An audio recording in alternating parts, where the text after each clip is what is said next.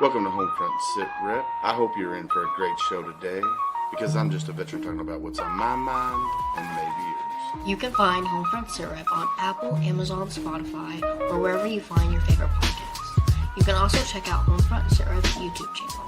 Buckle up, the show is starting.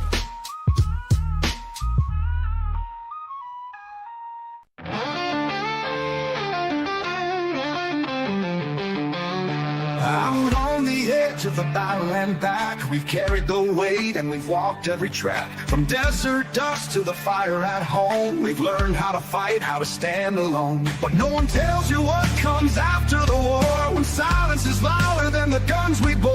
That's where we speak, that's where we heal, stories too real for Hollywood reels. Welcome to the front lines you don't always see, when warriors to battle just differently. This is our check-in, our voice, our step. This is the HomeFront Sitrep podcast. For the fallen, the fighting, and those who came home. For the brothers and sisters who still feel alone. We're holding the line with truth and respect. This is the HomeFront Sitrep podcast. For the fallen, the fighting, and those who came home. For the brothers and sisters who still feel alone. We're holding the line with truth and respect. This is the HomeFront Sitrep podcast. It ain't all medals and waving flags. There's pain in the silence and weight in the facts. But we've got a mic and a mission to share, to tell the damn truth, cause somebody's gotta care. We laugh, we cry, we cuss, we pray. We honor the ones who ain't here today. From basic to battle and back to the block. This is our rhythm of round table talk. Welcome to the front lines you don't always see, when warriors to battle just differently. This is our check-in, our voice, our step. This is the HomeFront Sitrep podcast.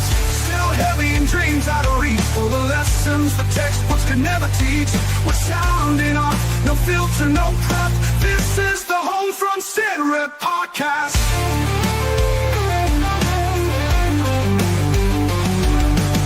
So if you've worn the boots or love someone who did, if you swallowed your hurt and kept it all hid, pull up a chair, you're not alone.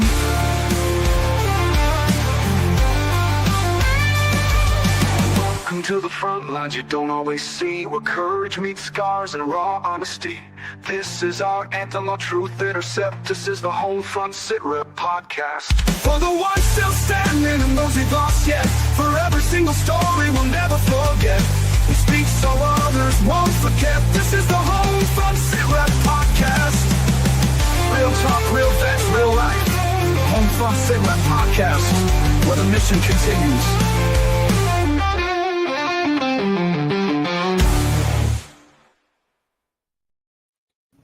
Welcome everybody to a Sunday edition of HomeFront Sitrep. How is everybody doing? Gunny, how are you, sir?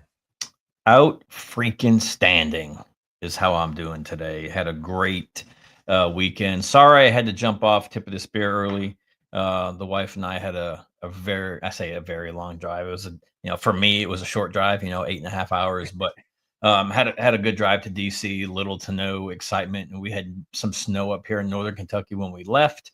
And then we were in and out of it all the way till probably, I don't know, about an hour from Morgantown, West Virginia. Got into DC, got checked into the hotel and just relaxed. And then thought I was going to end up in the hospital. So, oh, man. Yeah, we thought it was another bout of cholangitis, which it may have been, but we caught it early enough. Called my gastro doctor, and they called in the script, and right across the street was a Walgreens. So we were able to go over there, pick it up, and April got some meds in me. And next day woke up, went and toured the People's House, the White House. If you've never been, I mean, there's just a lot of history there. Every president has resided in the White House except for Washington, right? Yeah, and some of them didn't stay there their full term because when the British burned the White House, it had to come under Reconstruction. So it was a period of time that whoever the president was then wasn't able to sit there, and then some other Reconstruction stuff, and during the building of it, because I don't think John Adams didn't live there his first full term either. But but it was nice, man. It's a short tour, but if you if you do it yourself. If you listen to the Secret Service agent that's talking about each room, it's about 45 minutes to an hour. Okay. But I mean, they have paintings of Washington and George Washington and Martha Washington, of Abe Lincoln, of gosh, Kennedy, the going up the stairs that you see in most of the news feeds Right. Right. is both Bushes are on the stairs going up. The current sitting president has their painting prominent at the bottom of the stairs in the entryway. But it was so nice, dude. It was so cool, and to experience that with the wife. And then, of course, we had the Soldiers Sidelines Gala that night. So thankful for Harrison and Mike and everybody involved with Soldiers Sidelines. They put on a great program. A lot of money was raised for the program, and obviously honoring 3 prominent people who were veteran or business or in athletics. And then honoring, all the soldier coaches and especially last year's coaches. So it was cool. And I don't even have them in here. See, I'm not even prepared. Oh man. But on the back of the menu was a picture of a soldier coach, and then a little bio about them, and then something they had said about Soldiers Sidelines and the impact Soldiers Sidelines has had on their life. So, like me being January, there was a bunch with me on it, and then all the way to December. And we had to look for me. Our whole this table was December. Oh, okay. So we did find some. I'll sign one and ship it your way. Yeah, I gotta meet up with you anyway. So to get my charger back that I left in there, and somehow I got underneath the seat in your car, man. Yeah, I'll be coming down that way this week. I got to go with my buddy Daryl and find out when I can pick up the flag that he built for me. Okay. So it will be this week that I'll be coming down. And then Yeah. team wise, we don't have anything until the end of the month, so I'm not going anywhere. I'm home. So training. That's all I'll be doing. There you go. There you go. Getting No, man. getting I'm fit, getting in yeah. shape. Round is SOF. the perfect shape, and I guess my wife doesn't want me there anymore. So I need to Well, thin out a little bit. that Chris May performance is kicking your butt, it seems like. He's doing something. Yeah, yeah. So big shout out to SOF Missions and Chris May performance out of Tampa. Yeah. If you're a veteran or first responder, check out SOF Missions down in Tampa. Damon Friedman is one of the co-founders. Him and his wife created an amazing organization down there for veterans. It's I would say it's one of the top tier veteran nonprofits out there at the present moment in time that still care about us as veterans. Because we know that you got your big ones out there, but these are the ones that still care about us as veterans. So, definitely going to give it a big shout out to them. Man, I tell you, this week, since last episode was, pretty chill, honestly. And Friday night, I went up and grabbed Grace from EKU. So I drove all the way up to Richmond, came back home, had her here for the weekend. And then Julie took her back today. Actually, that Julie's on her way back now from dropping her off. Got to go to Texas Roadhouse with the fam. So Julie's sister and her kids and mother-in-law just had a really good time at Texas Roadhouse today, and just kind of chill, kind of weekend pretty much. I did work on Saturday, so weather-wise, Well, you got to make up for all those hard snow days that we yeah, had, that you yeah. guys couldn't do anything, and the ground was hard and you couldn't trench, or the ground was sopping wet and you couldn't trench. So Yeah, unfortunately, yeah. you got to make up for it now. Yeah, so, worked on Saturday, worked 8 hours, came home from work, and what did we do Saturday night? Both kids were working until about 8:30, so the wife and I had some free time just to enjoy each other's company for a little bit, and, She didn't make you watch that Kentucky basketball team. no, she will God. not watch, she will not, because 'cause I'm not a UK fan, so she will not watch Kentucky basketball with me in the room, because I pick at her all the time. I See, was you guys are like the Republicans and the Democrats, right? You got the red and the blue in yes, your own household because of yes, that one blue Kentucky team and then the one red Kentucky team, and you yeah, guys always fighting over that. yeah. So we're always And the fighting. only common ground you have is that you hate Duke. Yeah, That's it. yeah, yeah. We both hate Duke. Unfortunately, our kids do too.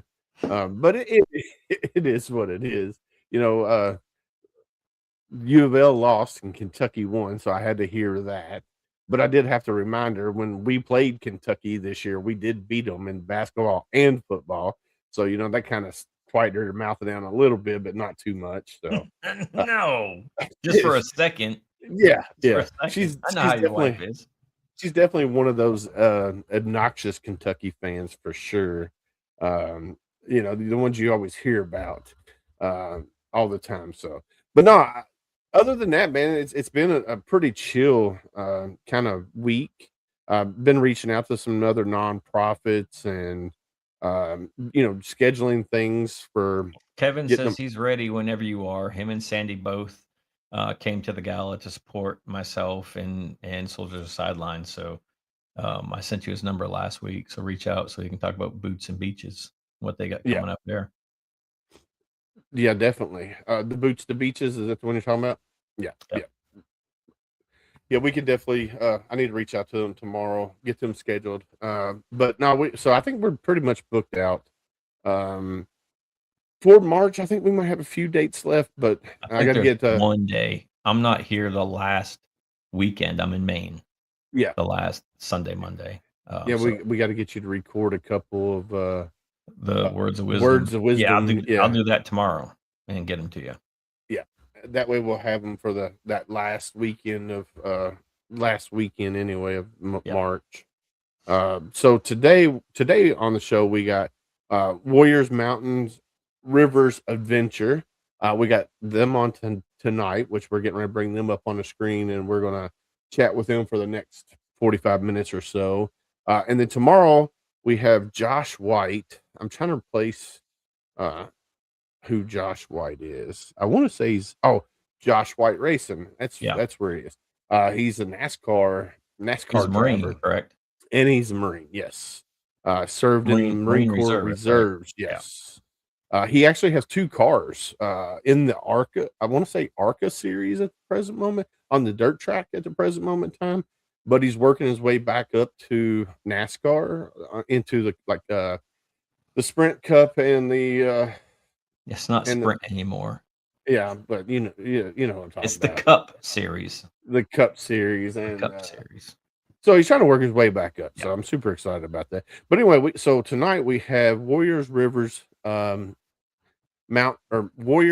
Rivers Adventures. I was talking a little bit ahead of myself there. A nonprofit dedicated to helping veterans and first responders rediscover purpose, connection, and healing through the outdoors.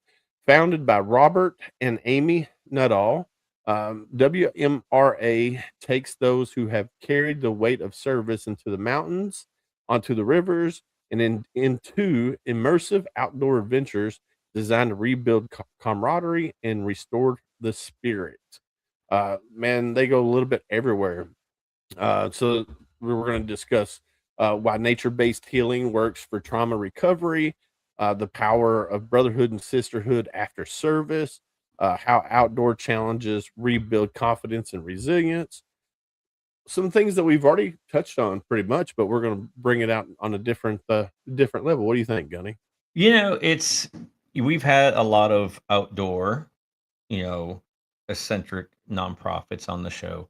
We've had a lot of fishing nonprofits on the show. But there is no better therapy than Mother Nature, right? No matter what it is.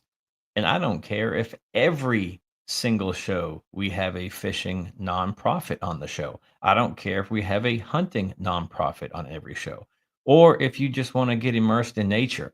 I don't care because it's the best form of therapy. Sitting in a friggin' room talking one on one or talking in the group bugs the shit out of me. Mm-hmm. I'd rather be on the boat, on the shore, up to my waist with a line in the water. That line is my serenity. That line is my reset. I go, man, I'm gone probably 30 weeks of the year with the team. I could be gone, like when I go to Japan, I'll be gone for almost a week. I could get back from Japan and tell my wife, hey, I need to go fishing. You know what she'd say? See you when you get home.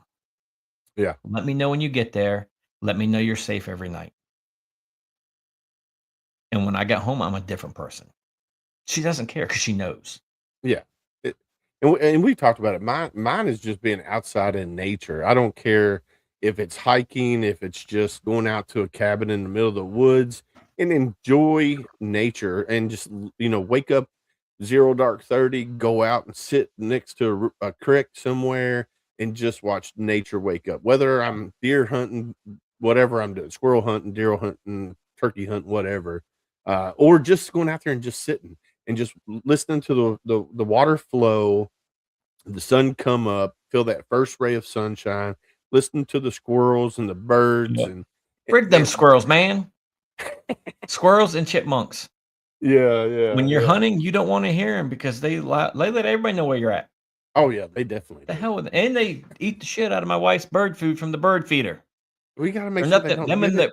the raccoon, the The daggum stinking raccoons. raccoons the same way. She pulls up, we're in DC, and she pulls up her app, and all you see is big freaking raccoon in the feeder. And then you see the snout of a deer up in the feeder, and then you see a friggin' squirrel in the feeder, and he was there for an hour. Dang, and getting his I could jaws do filled. without him. Getting his jaws filled up there.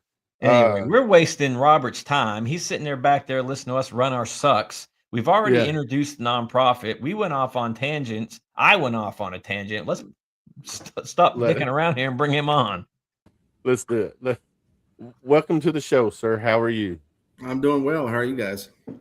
We are doing wonderful. First off, I want to say thank you for taking time out of your busy schedule to come hang out with Gunny and I to hear us bump our gums at first. But thank you for taking time out and hanging out with us here for this hour. My pleasure. All right, do me a favor and introduce yourself to the world of HomeFront Sitrep, if you don't mind. Robert Nuttall, Major, retired. Let's see. I'm married. It's my greatest accomplishment. Greatest accomplishment is giving. I say the greatest accomplishment is that she said yes, right? Right. Yeah. Not the fact that the greatest accomplishment, was giving over my life to Jesus Christ before the war started in Iraq. That pretty much set I wouldn't know it, but it would change my life. But then a close second is my wife. Yeah. So I've been married 27 years, I think, somewhere around there. She's not watching. I should know that. But 4 children, 5 grandchildren, 1 on the way. My legacy is very proud of my children. Grandchildren give me a lot of joy. I went in the Army. I was commissioned out of the greatest basketball program in America. That's the University of Houston, which is going to go into March, hopefully as a number one seed. Again, so you said she's watching. Oh, just so you know, your wife's watching. You're in trouble. So I went 4 years active duty. And I loved the Army. It was something I had to do. I felt that calling my whole life. So it was just something I had to do. I had a pre-infantry degree, it was like a history, Right. But I was commissioned in the military police. I was an MP for 4 years, and I had the opportunity to go into federal law enforcement. So I became a drug enforcement agent. Somebody had to work undercover in the middle schools. That was me. I was very young. But I stayed in the reserves and I continued to get promoted. So working DEA, still in the reserves. 9/11 happened, and I found myself a company commander of an MP company in Grand Prairie, Texas. And when the towers fell, we'll date all of ourselves, but the pagers were just going off like crazy. I was in the Houston Federal Building, and you would have thought every federal building in America was going to get attacked. But I don't think, I probably can speak for the three of us here. I mean, at that moment, I didn't really know how that moment would change our lives. Yeah. But I would soon find out, then I started getting little clips of, get ready, Robert, you're going, right? I remember being at Camp Dodge, Iowa, and my friend worked the skiff, and I knew he had the tip fid, the troop deployment list. And I said, a very classified question. I said, is our unit on it? And he takes me up to the window and he goes, what do you see, Robert? And I go, well, all the trucks are lined up. All the vehicles are lined up. He goes, where are they lined up for? And I go, paint shop. He goes, what color paint they getting? I go, desert brown. He goes, well, that ought to tell you right there. Yeah. And I was at Fort Hood in the commissary, and this chaplain walked up to me and he goes, I see you're with the 607th MPs. I go, yes, sir. And he goes, you're getting deployed. And he just walked off. I never even got his name. Oh, and about December of 2002, I believe. Yeah, we were alerted. And then we went over to Kuwait in January in 2003, and then the war kicked off. So you did the push into Iraq. Yeah. And the war kicked off in March. And our mission was basically, we had about 250 clicks north of Safwan, right on the Kuwait border going towards Baghdad. And, just doing what MPs do. We have numerous missions, got to keep the troops moving forward, supplies and logistics, keep the MSRs open. To put a feather in my hat, I think we did a really good job as a unit. All my soldiers were very highly decorated. I was given accolades. I got promoted to major, and then I got injured. I had a pretty serious head injury, and it just changed everything. So I was 34 years old. Was dealing with an open head injury of about 32 square inches. The back of my head was just completely gone. So a lot of surgeries, plastic surgeries. I said, Doc, I just want to look like Robert Redford when this is all done. And they nailed it. So it took about a year to recover, speech therapy and occupational therapy and vocational therapy and all the therapies. And I got about as good as I could get. And I'm like 35 years old and I have all these kids, and I'm like, what am I going to do with the rest of my life? That would be a question each one of you men would ask, right? I mean, how am I going to support my family? And then before the war started, I was baptized, because we were going to get slimed. I went into a brigade commander's briefing before we broke the berm and said, half of you are going to die. He's got chemical weapons. We're getting slimed tomorrow, et cetera, et cetera. And I remember going back to my company and I said, hey, look, guys, when the bullets start flying tomorrow, I'm going to be right behind you guys every step of the way. That was a joke. Yeah.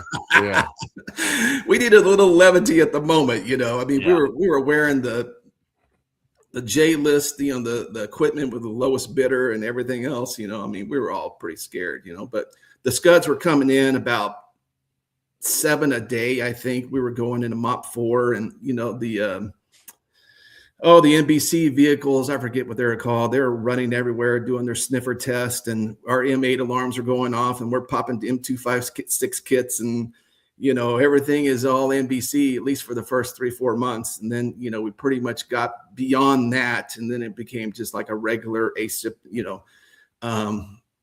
a regular war, not really worrying about the NBC stuff. But so I found myself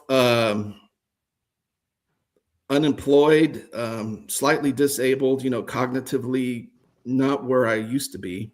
And they hadn't even started naming TBI yet, right? I was very young, very early at BAMC. I was like some of their first guys to run through with head traumas, and it was still the post-concussive syndrome. I was kind of like a guinea pig in a way. A lot of new medicines they were throwing at me, and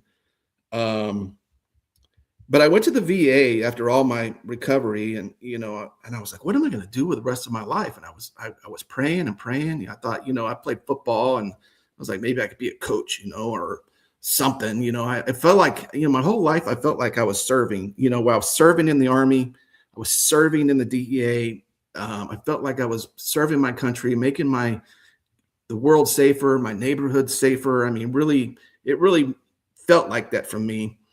And so I knew whatever I had to do was to serve. And I felt this huge calling to go and serve in the church.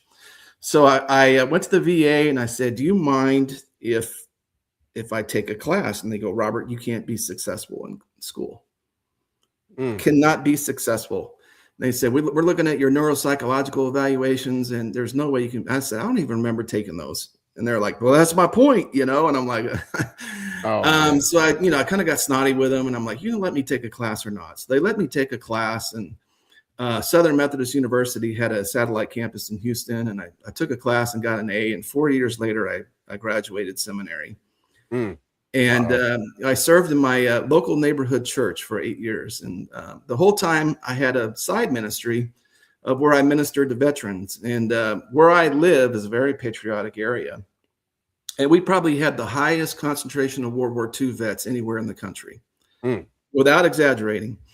And I was their de facto chaplain. So I would go in, and Wednesday mornings, we would have these meetings, and it was just coffee and breakfast. All these local restaurants, I mean, they scratched and clawed to feed these heroes. I mean, they were catered every Wednesday morning with the finest breakfasts, the country can cook up. And I was their de facto chaplain. So I'd go in there and pray with them, eat with them. I'd do their funerals because many of them didn't have churches. And I was just so happy to do that for that season.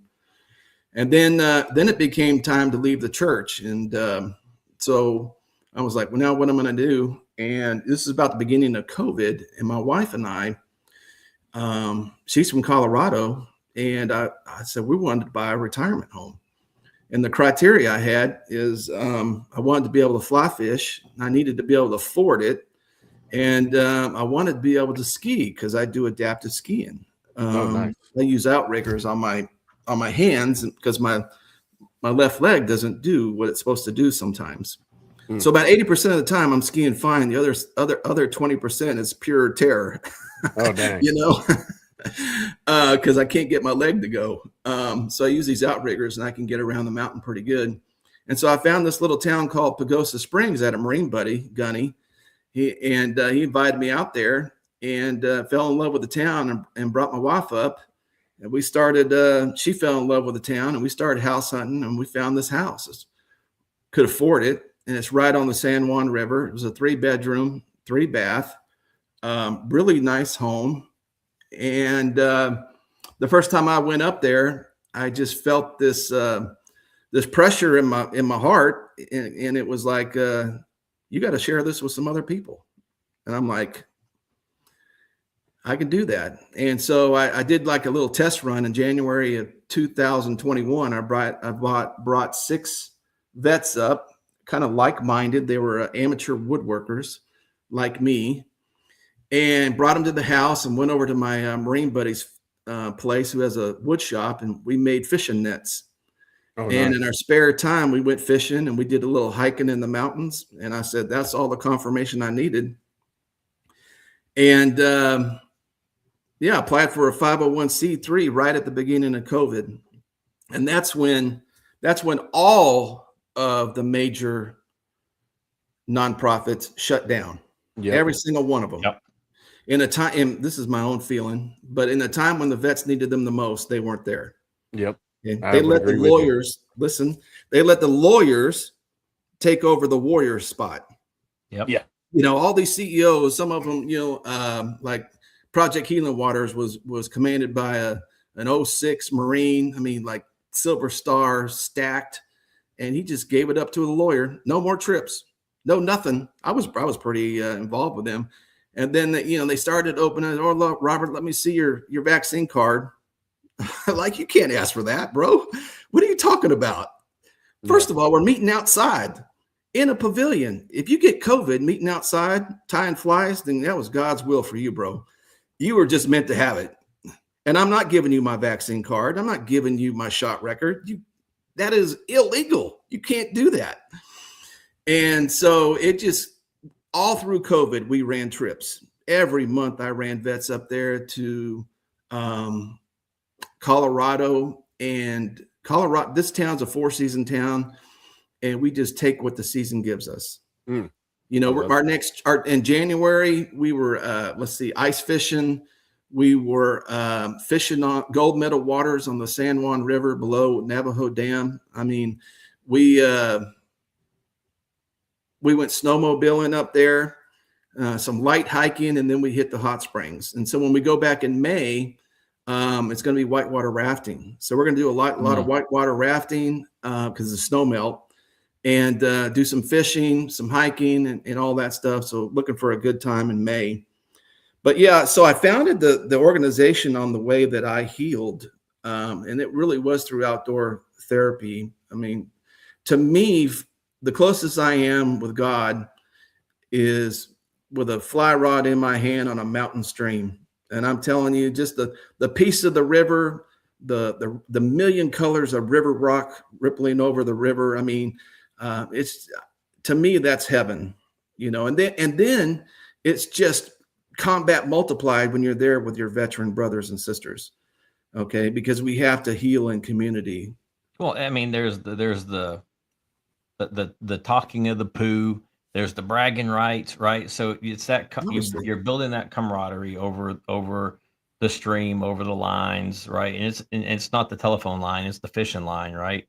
And that's the only line I want to be tied to, right? But you know, at the end of the day, it's, hey, I caught my fish. You didn't even catch anything today, right? And we'll help you tomorrow, right? We'll let you fish for the first hour before we put some, right? So it's all that trash talking that goes on, but at the end of the day, you're building a network of people, like-minded people that you can reach out to if you're having an issue, or they can reach out to you if they're having an issue. And that's what I like about fishing is, and it doesn't matter if it's fly fishing. I prefer fly fishing or ice fishing or deep sea fishing or fishing in the lake or spider rigging for some crappie.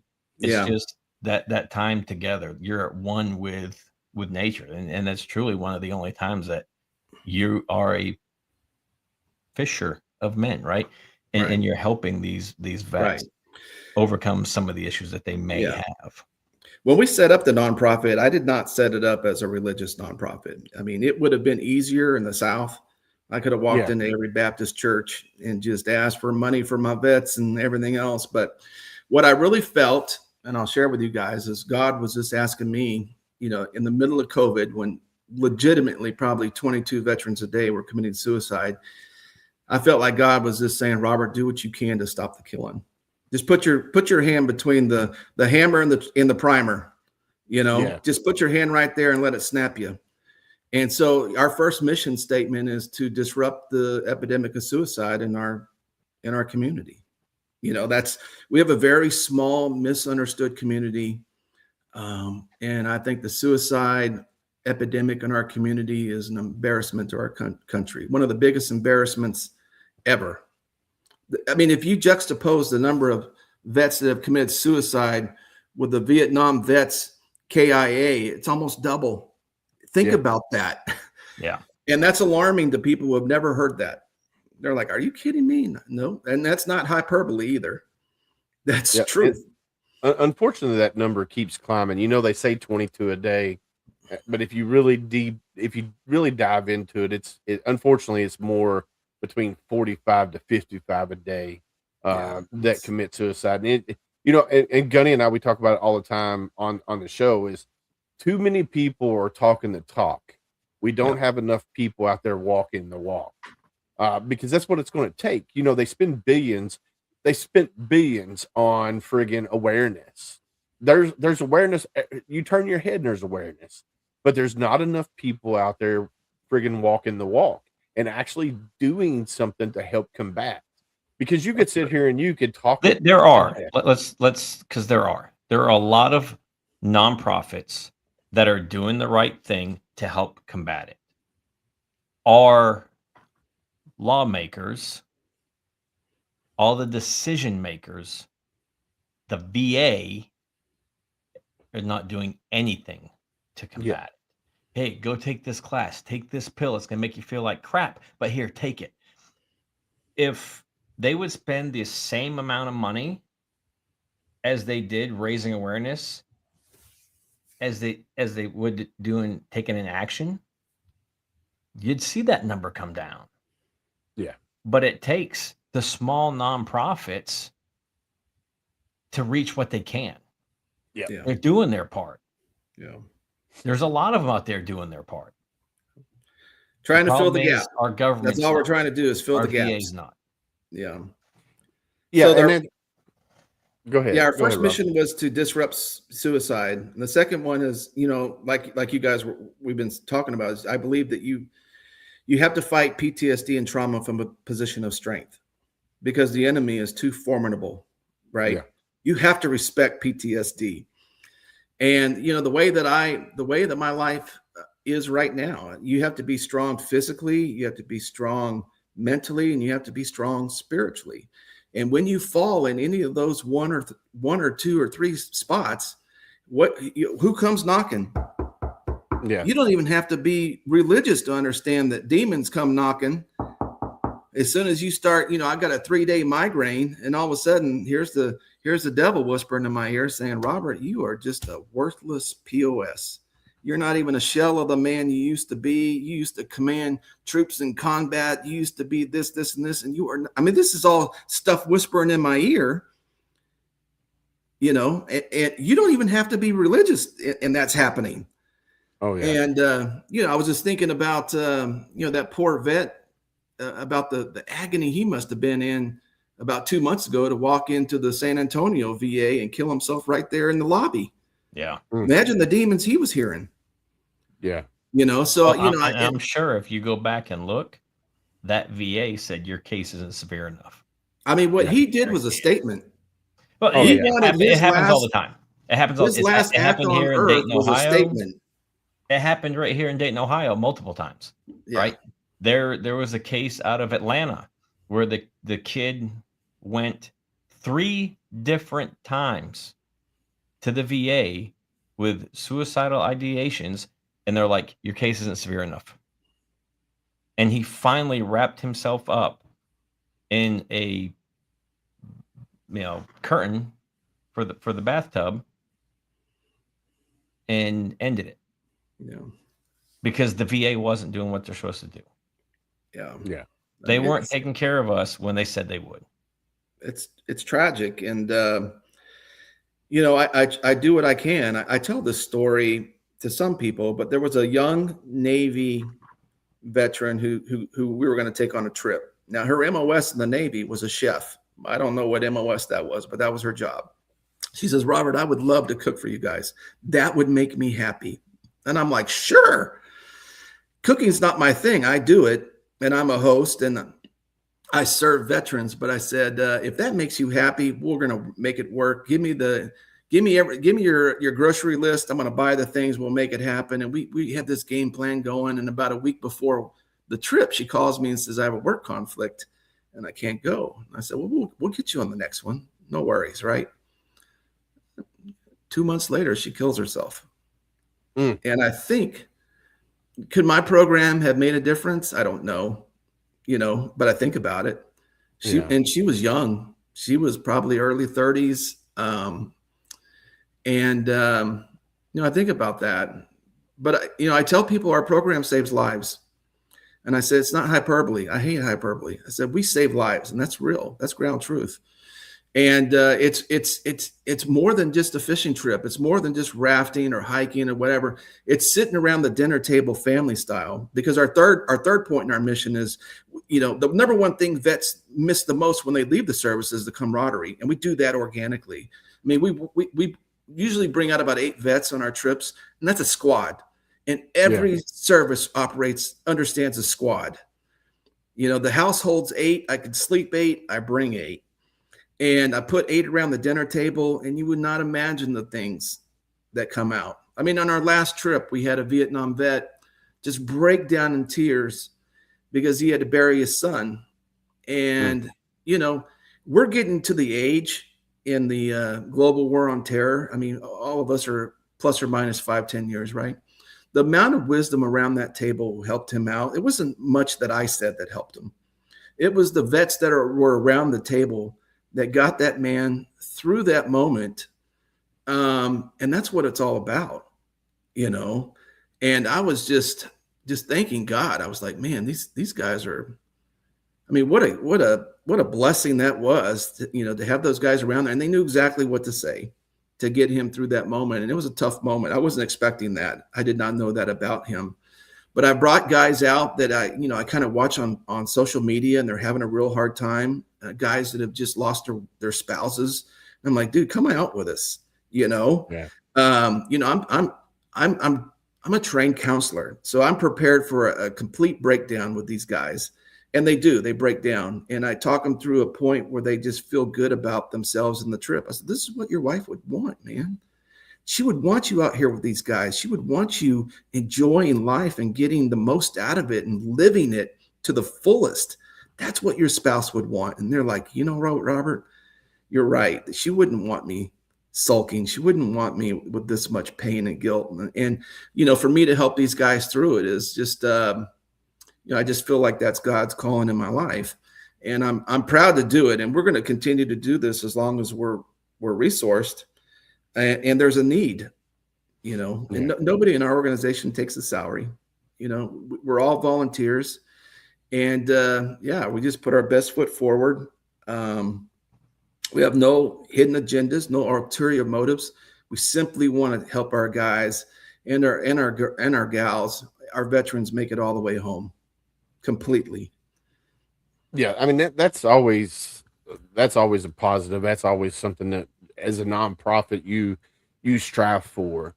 You know, to make sure that all the people that come through, for one, they get that sense of camaraderie, whether it's sitting around a riverbank at the end of the night around a bonfire, or you're sitting down at the dinner table and you're breaking bread with your brothers and sisters, or just, you know, just throughout the day when you're sitting there on the riverbank casting a line, or you're in whitewater rafting and you're building that trust with the person to your left to the person behind you or in front of you, depending on where you're at in the boat. Building that trust and building that camaraderie with them. And that, I think that is definitely a major thing when it comes to nonprofits, is building that camaraderie and then building that trust, because sometimes veterans, and I'm going to say this, a lot of veterans, we like to put up a wall because there's only a select few people that we trust in our life and that we let in our inner circle when it comes to past trauma and stuff of that nature. Gunny and I, when we were down in Tampa for the SOF missions, there was a veteran in there said he only had 2 people in his inner circle. And that was at the beginning of the class. So like when we first started down there at this retreat, and at the end of it, he says, now I got 11 more in my inner circle. Yeah. So, you know, that's always a testament to an organization when you can break down walls and get to that healing portion or the beginning stages of healing, because it's so hard. As veterans, it's so hard to even get to that point, because you know, whether you're carrying the guilt, whether you're carrying the trauma that might have happened to you, whether you're you know, you've seen something and your moral injury is almost ungodly to bear.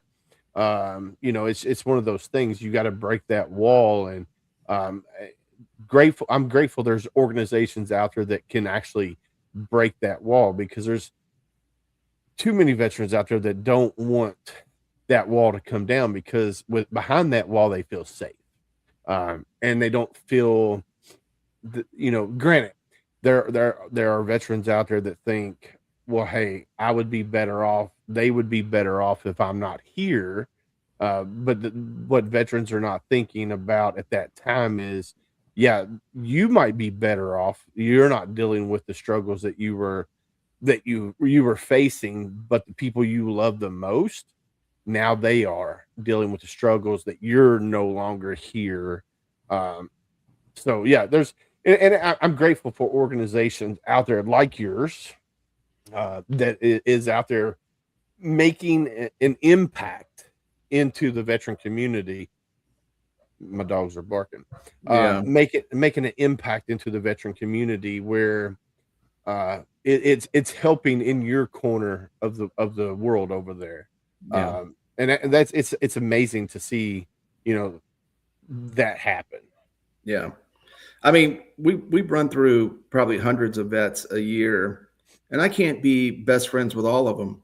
But what they know leaving is they can call me on this phone and I'm going to answer. Yeah. And if I ain't got the answer, I'm going to help them find it. Yeah. I just got a call this evening about, a vet called me and goes, my mother-in-law's husband passed away. How do I get a DD-14? And I'm walking them through, I think you got to go to the regional office and down in Houston, and you can wait for it. And, so I get calls like that. And I've walked people off ledges. Yeah, I mean, I probably get 2 or 3 crisis calls a month, but like you were saying earlier, my thing is if you put yourself out there as a vet, as one of these guys who tattoo, I got your 6 on the arm and always talking about being there. If you put yourself out there as that guy, then be that guy. There's nothing more BS than that guy who doesn't answer the phone or who's a phony. If you put yourself out there, be that guy or girl, answer the phone. Sometimes it's just listening. And usually when somebody's in crisis, it's just for a moment. You just get them through that moment. And then, then we can send the cavalry, but it's just talking and listening and getting them through that moment. And then, finding the people who are out there can help. We just there's so many people who have so many contacts, we can get you help, but just don't do anything stupid tonight, And so, I'm a big proponent in that, Yeah. No, and I always tell our vets that one thing: choose life. Yeah. Always choose life. I can tell you, Gunny and I, we've preached that for 3 years now. If my phone rings, I answer it, and my wife will tell you that I don't care what time of night it is. It could be 3:00 in the morning. If my phone rings, I'm going to answer it. And she's like, "Why do you answer the ones that say spam?" I said, "Because you never know. It could be a veteran calling, and it's just showing up as spam." But I always answer it. And she's like, "I don't understand why you do that." And that's like, well, because I put it out there a long time ago that if any veteran needs me, my phone's always open. My phone number is out there. And I've had the same phone number for over 20 years. And I've got veterans that I met in 2004 that still call me and check in, make sure I'm doing good. And I do the same thing with them. So that's something that me and Gunny, we preach all the time, is, connection. We make that connection. That's what we do here. So like Chris Cornelius, he's in the chat right now. He's partnered up there in Wisconsin with Veterans Hunts for Heroes, and they take veterans out hunting, but they also go out fishing with Chris Cornelius and all those guys. They do ice fishing, they do all kinds of fishing. Gunny and I, we're planning on going up there February of next year to go ice fishing. I've never been ice fishing. Gunny's from Maine, so Gunny's been ice fishing many, many, many times. So I'm super excited to go up meet those guys up there in Wisconsin and go do some ice fishing and then go. I think we're doing snowmobiles too, or something of that nature. So super, super excited about that. So let's ask you a question. Yes. What makes WMRA's model different from traditional therapy programs? Well, I mean, it's just I feel like the way that I healed from my injuries, I don't think it was unique. So I modeled our nonprofit after the way I healed. I mean, when I was injured, I was probably on 17 to 21 pills at one time. It was literally killing me. So every symptom that I had, they would give me a pill. Then that would have a side effect, and they would give me a pill. And then it was the opiate epidemic in the VA. Yeah. They're like, oh yeah, get your gamma, whatever I was on. Gabapentin. Yeah. There you go. I was sucking those things down. And so finally I'm like, this is leading to a dead end. This is leading to, something really bad. And, I learned how to fly fish, and I went out to Snowmass, Colorado with my wife. And I was taught how to fly fish with my wife. And it was like the breaking open of a veil or something. It just, to me, God had introduced me to something that would change my life forever. And I've been a passion of that sport ever since. Standing knee deep in the Roaring Fork River with a million different colors of river rock and trout. The creek was so clear. The trout were everywhere. My wife was slamming them. I was getting skunked. I was getting mad. It was just heaven. And I was there with the best group of veterans, and I still call them all today, and to me, it was a life-changing event. So, I mean, and then I started going on some of the VA winter sports clinics that's held also in Snowmass. And, I picked up adaptive skiing, and I just, I fell in love with outdoor therapy and sport, and it saves lives. It saves it saves a lot of lives, a lot of veterans' lives, I should say. Like I said, when the demons start knocking and you have to fill your cup up, to me, it's simply as going out and grabbing a fishing pole and wetting my line. Then all of a sudden I feel great again. And my wife's I tell people this, I say, I'm not a rock climber. I'm like 280 pounds, 6'4". I used to be, probably could have in my youth, but I'm too big now. But, you watch these guys rock climb, and they tap in these carabiners into the rock. And what do they do that for? So when they fall, something catches them, right? You got to have these carabiners in life. You have to have these carabiners in life. You have to have people in your life that are at least close by to say, all right, Robert, you ain't doing too good. That's my wife. Yeah. She goes, you need to go out fishing. You need to go to the sports bar, and watch U of H beat Kentucky. Something like that. You gotta get out of the house, because it can get. I'm comfortable being by myself. I'm comfortable being lonely. I'm comfortable being isolated. COVID was great for me. We're gonna lock down the virus 12 days inside. I'm like, great, let's do it. I mean, it was way too comfortable. But PTSD is too strong. If you could heal yourself, you would. It doesn't work that way. The best way I found to heal is in community.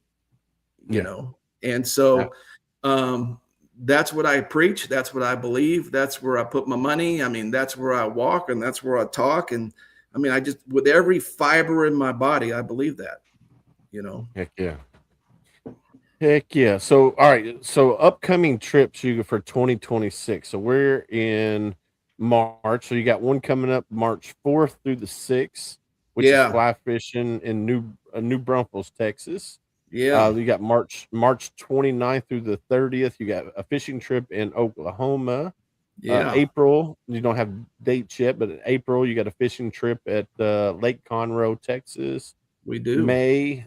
So you got pretty much every month you got trips going, which is super cool. Now, how would veterans, if they wanted to, how would they go apply, and what is the criteria for them to come out to one of your events?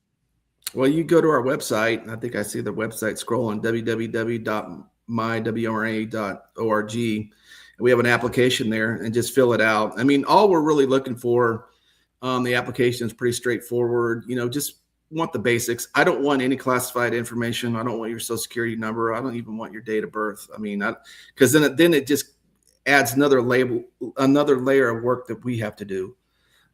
So you fill out the application. I'll give you a call. In that call, just like the three of us, I can tell if you're legit or not in about five minutes of conversation. Honorable discharge, where'd you serve? What's your MOS? Where'd you do basic? What was your MOS? Your AIT, were you in combat? Where'd you go? If you don't know the right answers to that, and I don't get the warm and fuzzy, and that's never happened, by the way. I've never had anybody try to pull the wool over my eyes. And I don't think it's ever happened,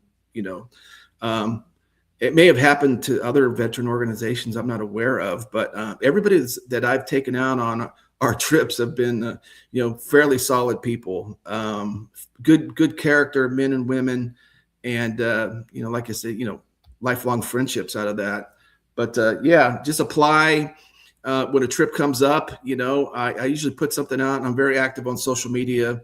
I'll put trip coming up in May. We got 3 slots open. DM me if you really want to go. Otherwise, I'll just put the email out and we'll start calling down the list. But yeah, So we try to get it. I do have a question, and I want to interrupt here before I forget it. Mhm. So basically, they fill out the application online at the website www.mywmra.org. Fill out the application, then you give them a call, right? And then they're like, "Oh yeah, I served here. I did this. I did this." What about the people who claim to be veterans, but they're not veterans, and they know enough to fool people, because it's happened umpteen million times, unfortunately, in the veteran community. Yeah. How come? I don't mean to say this. There should be a better way of figuring out, like they have to prove DD with DD 214 or something of that nature, because there have been, unfortunately, I've been in the nonprofit world since 2004. Gunny's been in it since 2011, 2012 Before that. Or before that. And we've seen it with our own eyes. We've had people come into our organizations here locally and say, "Oh yeah, I served. I went to boot camp here. These are the months I went to boot camp. This is a platoon I was with, all this good jazz. And this is where I served at." And they knew enough to fool people who are seasoned veterans, like seasoned. Until you get into having real conversations, like true real conversations. And then they get busted. That's when the truth comes out. Here 3 years later, and you find out, oh, that person wasn't a veteran. But you look back and you're like, well, they knew this, they knew this, they knew this. So me personally, I would say to you guys, I know it's going to be a little bit more work on your end, but to keep your nonprofit in good standings, you need to have something, a way to better determine if they are veterans or not, because people can say, yeah, I'm a veteran, I'm not a veteran, but if you don't prove, hey, here's my DD 214, I got them on my phone, I got both copies, I got two DD 214s, the one from the first time and the one for the second time, and somebody says, hey, you're not a veteran, I can pull it up and say, well, here's my DD 214, it's got all my information on it. So me personally, being on boards of nonprofits, that you have to verify. You can't take, unfortunately, and you can redact, right? Words. Like I have my DD 214 on my phone. I have my member 1 copy and my member 4 copy that even talks about my discharge, right? That's the only one. Your member 1 copy doesn't do that. Your member 4 copy does it, but your member 1 copy does it. It also talks about your reenlistment code. You can redact your social, you can redact your address, you can redact your date of birth using your phone. Yeah. I have to do it all the time. Every nonprofit that I've been involved in, while I was there, we incorporated. We want to see proof of some sort. Yeah. Whether if you're coming on a VA rating, all you have to do is print off that thing. There's no vital information on that. Right. Yeah, your VA. Right. And you can get that on your phone and send it. DD 214. I want your member 4 copy because I want to see your discharge code. Yeah. I want to see everything. And I don't want your, same like you said, I don't want your date of birth. I don't want your social security number. I don't care what address you enlisted from. Redact all that. I need your name and I need what's at the bottom of the page. No, valid points. So that way nobody, It protects you in the long run. Yeah. All right. So next question that I have, and we're running short on time, because this is going to be on Reese Across America Radio on Thursday night. So I want to keep it within our time constraints. So, if somebody wanted to volunteer, if somebody wanted to donate, how would they go about doing that? Well, we have donation buttons on all of our social media platforms. We have a donation link on the website. As far as volunteering, we have a lot of volunteers for the nonprofit. Both, in the two places we normally work here and in Colorado. And, still looking for more volunteers. Most of the time when I'm in Colorado, I'm working, so I don't get a lot of time to network. But whenever I put a plea out for help, I get almost everything that we need, whether it's, I put a little note out on the community social media that, I really struggle cooking at high altitudes. And I got all these guys coming in, and it would be nice to have a cake or two or some brownies. Man, I had like 20 cakes delivered to the house, we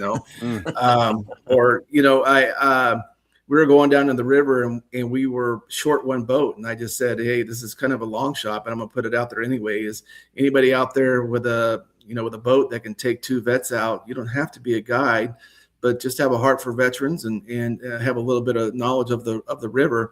Man, we had so many people come in and say, hey, man, we're here for you. You need a boat? I'll be there. And we have guys that come out and help our veterans fish. They'll stand beside them, especially sometimes, we might have an amputee out there, with an arm or a leg or something, and they need a little special help. But, just to go out there and stand beside somebody fishing, helping them rig up and stuff like that.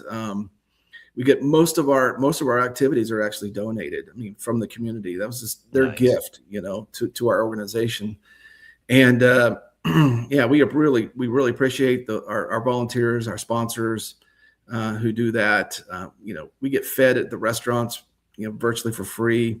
The local barber gives all of our guys haircuts for free. He's a Navy vet. That's awesome. Stuff like that, little things. But yeah. We're always looking for volunteers and help. I'm just a phone call away. We're doing a joint fishing trip with another nonprofit at the end of in the beginning of April, and we're filling that trip. Trying to get the guys at the Outdoor Rec at the Michael DeBakey Veterans Center here in Houston. They're going to fill a boat for us. We're always looking to network, and expand our program. We do a lot with the VA here. We earn their trust. Yeah. So the VA is not going to get in bed with somebody they don't trust. So whenever we do a trip, I'll give those guys a call and go, hey, I need 6 guys, and they'll send me 6 guys from DeBakey, and we'll put them on a boat and go fish, and then we come back to my place and have a nice barbecue lunch or something, Heck yeah, that's awesome. So we got a couple of good friends that live out there in the Houston area. They run the Triple Threat Vet podcast. You got Matt Johnson, who lives out in outside of Katy, Texas. And then you got Ty Cobb, who is actually inside of Houston. I think they would be some good vets to hook up. I think he's up by Tomball. Yeah, he's close in that area. Yeah. That's Greater Houston. I know. We jump into Tomball every year. Yeah. So I think they would be a couple great vets for you guys to link up with. For one, they have an amazing podcast platform as well, and then plus they're in the Houston area. Now I don't know if they're fishermen, but I'm sure they would probably like to check you out and maybe go through, go on a fishing trip or woodworking or snowshoeing or whatever they could probably go do with you guys. Yeah. And then like I was just talking about veterans hunts for heroes, and there's some other great organizations that you can link up with and do like Warriors Next Adventure and Montana Warriors on the Water, and which are some great nonprofits that we've had on the show that kind of do the same thing that you do. So that way you can network with them and say, hey, I got this veteran that lives in Montana. He wants to go fly fishing. Well, we can hook him up with Debbie and her husband, and with Montana Warriors on the Water, or you can link them up with them, and they can take him out. Because I know for a vet to go on one of your trips, they have to pay for their own trip out there. That's something that you guys are not doing at the present moment in time. So if they're closer, like in Montana or Minnesota or Wisconsin, and there's organizations that's already doing what you're doing, but they're closer to that vet, and they can afford to drive 45 minutes compared to getting on a flight to Texas. So but I need to link you with a few of those organizations, and hopefully you guys can work something out and partner with each other, because that's the only way we're going to combat. Well, it's not the only way, but it's a major way of combating the 22 a day, is if all these organizations work together. Because unfortunately, there's a lot of organizations out there that say, hey, these are my vets, and they get mad if they go to another organization. So, I'm nobody's vet. I'm my own vet. I'm my wife's vet. But when it comes to a nonprofit, I'm going to go to a nonprofit that makes me feel wanted, appreciated, welcomed, and it actually works for me. Because I'll try basket weaving, but if I don't like it, I'm going to go find something I do like. Outdoor therapy is one of the things that I love doing. So, but anyhow, I do want to say thank you again for coming on here and hanging out with Gunny and I for this hour. Is there anything that we didn't talk about that you want to talk about real quick before we get ready to end the show? No, I think we hit everything. I mean, I would just ask people to, if you're interested in outdoor therapy, sign up, follow us on social media. Like we're pretty active on social media. I try to put out a very positive message in our community and give people hope, and sprinkled with a little humor, a little of that military humor. I got to keep it checked every now and then. My wife keeps me in check. It can get pretty dark. You know how it is. I'm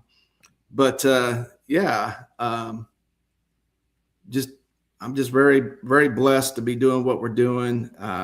As long as we're fully resourced and there's a need, we're just going to keep on doing it and try to help as many people as we can. Heck yeah, man. That's what it's all about. Well, I want to, like I said, I do want to say thank you again for coming on and talking about your organization and what you guys are doing. I'm going to follow. I've already followed you on pretty much every social media platform I can follow you on. So I'm going to continue following your progress. The king of MySpace. King of MySpace. Oh my God, you're dating yourself there, brother. I thought it was King of AOL. Yeah. But anyhow, man, I definitely want to say thank you for coming on and hanging out with Gunny and I and talking about your organization and what you guys do. I knew Gunny would be interested because he loves fishing. I love the outdoors. I was like, this seems like a really, really good fit for HomeFront Sitrep. Plus, you're out there and you still care about us as veterans, and you don't see us as a number. So that's something that we always highlight here on HomeFront Sitrep is the nonprofits, the mom and pop, the grassroots that still care about us as veterans. So thank you to you and your wife. I don't know if she's there, if she's still watching or not, but thank you to both of you guys for creating your organization, and we're super excited to get to see your journey from here. Appreciate it. Thanks for the talk. Sir. Well, thank you. All right, Gunny, how cool was that, my friend? Good stuff. I mean, I'm always open to talk about fishing. Oh yeah, right. It doesn't matter. I mean, fishing, it's fishing, right? But yeah, when they're out there doing it for the veteran, and they're doing it for the right reasons. They're doing it for the mental health. They're doing it for the clarity. They're doing it for the recovery. They're doing it for the camaraderie. I mean, we can talk until I'm blue in the face. When they're doing it for that, Yeah. that's what it's all about, man. Yeah. It's all about that outdoor therapy, whether, let's see, comments. Yep. So Amy's still on here. She said, thank you so much for having us. No, thank you, Miss Amy. And then Chris says, what is his Facebook people or page? I have people out there that would help him out too. Chris, it is, let me pull up Facebook and I'll put their page. So it's Warriors Mountain River Adventure is their Facebook page. Let me get the link and I'll throw it out there for you. Yeah, throw it in the chat. That way people. I know, dude. I mean, it's always like I said at the beginning of the show. We could have somebody that has fishing as their stuff every week, and I'd be happy, right? I mean, that brings joy to me just even talking about it. You know, and when we talked pre-show about you know what they fish for out there, and you know where he's at, and could you imagine one of them hybrid bass freaking smacking your line? Just all you hear is right. Come on, there's nothing better than that, dude. Dude, that'd be so. Well, when we were down in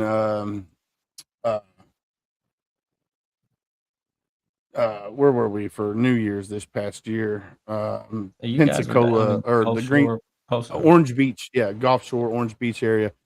We went out, you know, 10 miles out, and those mingos, man, when they hit that line, brother, and they were gone. It was like heck yeah. And then we were fighting the dolphins, them damn assholes. We were fighting the dolphins. And I mean, they'll steal your stuff, man.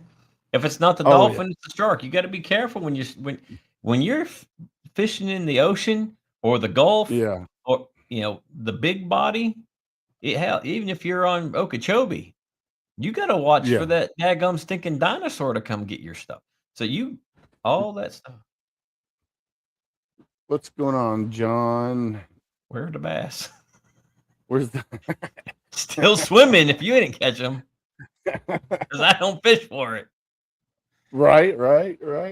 But no, so go check out their website, www.mw or mywmra. So that's mywmra.org. So go check out their website. Go to their Facebook. The link's in chat right now at the present moment in time. So go find them on Facebook. Warriors Mountain River Adventures. And my messenger, as soon as I open Facebook, my messenger is going friggin' bing, bing, bing, bing. Yeah. So yeah, go check out their website. Gunny, it is that time of night, my friend. What do you think? It is, man. Yeah, I'm ready. All right. Let's see. Gunny's words of wisdom.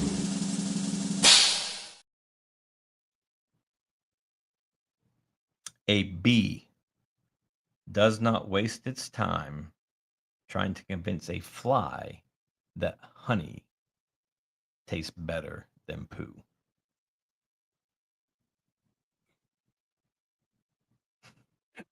Say that again for those in the back.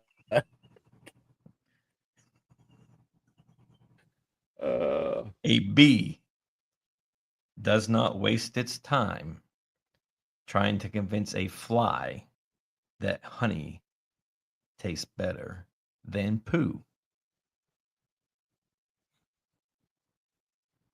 Oh God, we need to clip that. That's freaking awesome. Oh man, that is freaking awesome. Where's the bass? Where's the bass? Not bass. See, there's the English. The English language is so stupid. He had to put a speaker beside it for me to understand what he was saying. Yeah, so I mean, bass. We're talking about bass. He wanted the bass. Yeah, you're gonna give him the bass, Gunny. Let's.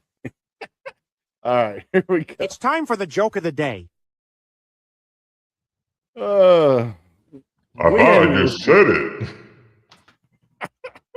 When is the only acceptable time to use trench warfare?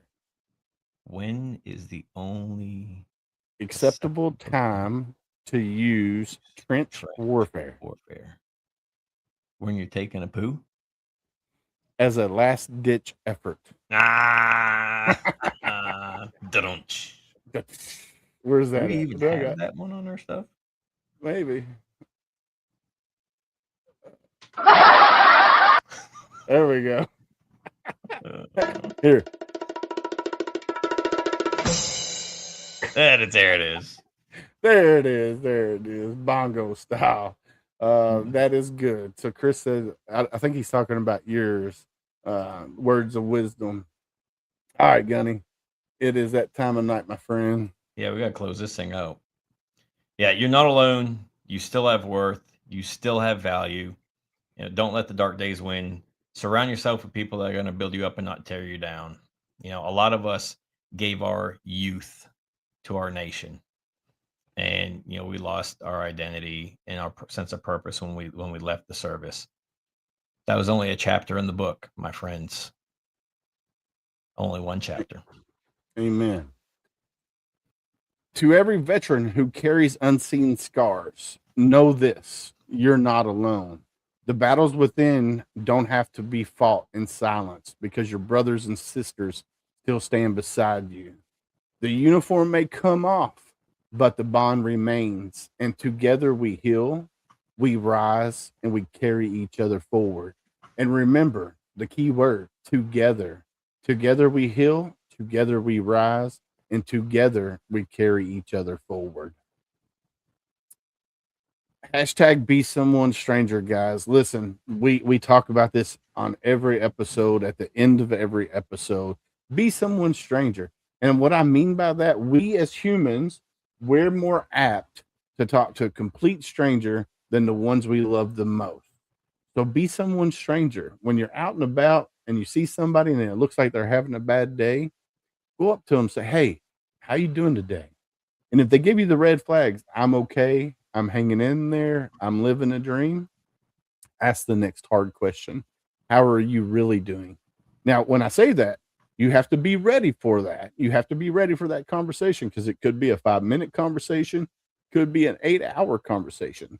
You have to be ready for that conversation and just listen. Man, a lot of times we as humans, we just want to talk and vent our frustrations. We don't want somebody to fix us. We just want to vent our frustrations.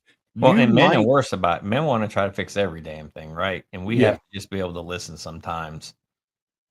yeah, we just have to listen. Don't try to fix them. Just listen. Yeah, and it takes a village. The people that you surround yourself with, those people that are closest to you, are always going to be the first ones that you reach out to. But remember, we all have probably hundreds of contacts in our phone of people that we've met along the way. Pick up your phone, open your contacts, do that cell phone roulette, right? Just scroll, scroll, scroll, stop, look at it, dial it, right? Hey, brother, just needed an event today. You got a minute? Or hey, just call in the chat, see how you're doing. Hang up, call somebody else till you get somebody. Yeah, yeah. That So the just person the person on the other line maybe just need to hear your voice or a voice. yeah, So you could have yeah. saved their life today. Just reach out. I mean, that's kind of plays back into be someone stranger. You never know. Like Gunny said, you might not have talked to them for 10 years. Just scroll through your phone, click on whoever it lands on, give them a shout. You might save their life. So definitely takes a village, my friend. All right, big shout out to our partners. First, I'm gonna give another shout out to sofmissions.org. That's sofmissions.org. Gunny's got the cup right there. Great organization. The volunteers and the staff down there in Tampa were friggin' phenomenal when it comes to nonprofits. That's phenomenal. Phenomenal. Thanks, I thought. Hey, anytime, Chris. So go check out sofmissions.org. They do have 2 all-female sessions. I forget what months they are, but they do I have don't remember. sessions. But the staff down there, dude, I can't sing their praise enough. They're And friggin' it's not just for veterans, it's first responders as well. yeah. And I said it last week, and I'm going to say it every time we mention this. When you are filling out the application, it's going to say branch. When you click the drop down for branch at the very bottom, it'll say law enforcement, EMT, or firefighter. So it's under the branch section. So just don't think that when you open that application that they're looking for just military. It's first responders as well. Yeah. And that's at first it was veterans only, and then they're like, no, we need to do it in a first responder world as well, because they realize that first responders deal with PTSD and trauma daily. So they open it up now to first responders as well. And I tell you, we had one first responder in our class when we were there, and some of the stories that he was telling us, about God, I can only fathom. Running into a burning building and pulling a child out, bro. I would be devastated. I can run at bullets. Give me that. I'll run at bullets flying at me, but friggin' running into a building to save a child, bro, I don't know if I could do that. I don't know if I could do it. Well, you could do it, but then the mental toll it takes, right? Oh, So yeah. it's just, yeah. And we know that within the first responder community that they see more trauma than most of us did on active duty. And, Yeah. it doesn't. Maybe you spend 40 years on active duty, you may not see as much trauma as a firefighter, an EMT, or a police officer sees in their we'll just say 5 years because of accidents and everything else that's going on in our country. Yeah. So yeah, check out sofmissions.org. All right, up next we got Heroes Media Group. We got Mr. Adam Bird at heroesmediagroup.com. That's heroesmediagroup.com. Phenomenal guy. Adam is amazing. He's built a network of veteran podcasters and other things on heroesmediagroup.com. So go check out heroesmediagroup.com. Up next, we got reachacrossamerica.org/radio. HomeFront Sitrep is on there Thursday nights, 11 p.m. Eastern. That's Thursday nights, 11 p.m. Eastern on reachacrossamerica.org/radio.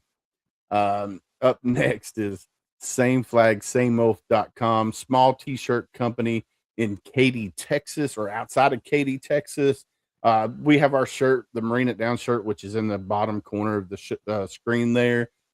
You can go to their website, go to co-branded, scroll down till you find our shirt, click on it, order the shirt. They're amazing quality. Uncle Sam loves his shirt. He wears it all the time. He don't take it off ever. Nasty. Doesn't even wash it. Don't even wash it. He just wears it all the time. But it is air dried. So when he sweats, it just air dries all the time. So Uncle Sam needs to change his shirt every now and then. So go check out sameflagsameoath.com. Next is eliteengraving24.com. Gunny is going to show you the hat right there. Look at that. How do you know I had it right here? I knew you had it. So go check out eliteengraving24.com. You can get any style Richardson hat that they have to offer. Then it'll have the red patch on there. And that's safe to wear for Red Fridays. So make sure you get a hat and tag HomeFront Sitrep on it on all social media platforms. Gunny, this is you, brother. Yeah, you get Valor Coins and Pins, owned by brothers Brent and Brian Casey. Brent is an Army veteran, and they are both the grandson of the late Woody Williams. And if you can send them your design on a napkin, and they will generate a computer rendering for you, and then you guys just go back and forth until you get what you need. They do obviously coins. They did the HomeFront Sitrep coin. They do medals. They do pins. They do poker chips now. So there's just a ton of stuff they can do. If you're in the market for a coin, a pin, a medal, a poker chip, reach out to Valor Coins and Pins, and they'll take great care of you. Yeah, showing the HomeFront Sitrep coin there. Awesome. Up next, Gunny, I'll let you take that one too. Yeah, RDC shoes. owned and operated by a Marine and former law enforcement officer, Darren Davis. Man, they got some great products. I wore my Patriots to the White House on Nice. Friday. So, yeah, they have 3 different shoes out right now. They have the Glory, which is a red and white themed shoe. And on the back, it has the blue field with the stars. They have the Patriot shoe, which the whole shoe is the blue with the stars on it. And then the tongue is a little red, white, and blue. And then one of the eyelets on the top, I think, are gold to resemble the Gold Star families. One on each side, yeah. Yeah. And then they have the Folds of Honor shoe that is modeled after the Glory, but a portion of the proceeds of that goes to help Folds of Honor do their mission. And I don't know if they have the golf shoe out yet, but they were working on it. Yeah. So that may be coming, or it is out. I've not looked at the webpage recently, so I'm not sure on that one. But again, great company, doing great things. They were named one of the top shoe companies for the America 250. So go check them out. rdcshoes.com. So are they coming out with a 250 shoe too? I don't know. Let's see. Might have to reach out to Darren and find out. So I'm on their website right now. Let's see. I see them. So right now they just got the Patriot shoe, the Folds of Honor Glory shoe, which is pretty neat. I actually like that one. Trying to see. I don't see anything about. Let's see. Let's go to order. I think that's it. Anywho, so while we're doing that, all right. So you got this one here. Which one I got? Scrolling on the bottom, man. Oh, Cavarts, yeah. I was looking at this. I was looking at the website. All right, Challenge America. It created Cavarts, which is Challenge America Veterans in the Arts program. So go check out cavarts.org. That's cavarts.org. If you want to learn how to play the guitar, how to do leatherworking, how to bake a cake, how to do podcasting, how to do anything that's considered art, poetry, photography, go check out cavarts.org. It's a safe space for veterans only. That's the key there. It's for veterans only. So there's not, now granted, we know veterans can be negative sometimes. When you're there, it's a safe space. If you're disturbing that safe space of somebody else that's within the community, they will boot you out of the out of the group. But they will talk to you several times via email first before they boot you out. It takes a lot for them to boot you out. So, but go check out cavarts.org. Amazing organization. The team there is phenomenal. So go check out cavarts.org. Also go check out HomeFrontSitrep.com. You can see all these great veteran nonprofits, veteran authors, veteran business owners, veteran singers, comedians that we've had on the show over the course of 3 years, because we just went over our 3-year mark. February 28th was our 3-year mark. So happy 3-year birthday to HomeFront Sitrep. So go check out HomeFrontSitrep.com. Other than that, Gunny, that's it, my friend. What do we have tomorrow? Tomorrow we have Josh White Racing. He is a Marine Corps reservist. I don't know if he's still in. He might be. But he has 2 race cars. He started out with 1. So he was at the NASCAR level at one time. And then he gave that up to do whatever. And then now he's getting back into racing. He's doing dirt track racing, if I remember correctly, at the present moment in time. They just added a second car to it. And I want to say Valor Coins and Pins is one of his sponsors. So super cool there. Nice. So tomorrow we have Josh White Racing. Next week. We'll talk about that tomorrow. That's next week. Right. We'll talk about that tomorrow. Yeah. We're closing. It's time to say goodnight, Willis. Dadgummit. All right. Like we always say on HomeFront Sitrep, stay safe out there. We got your six.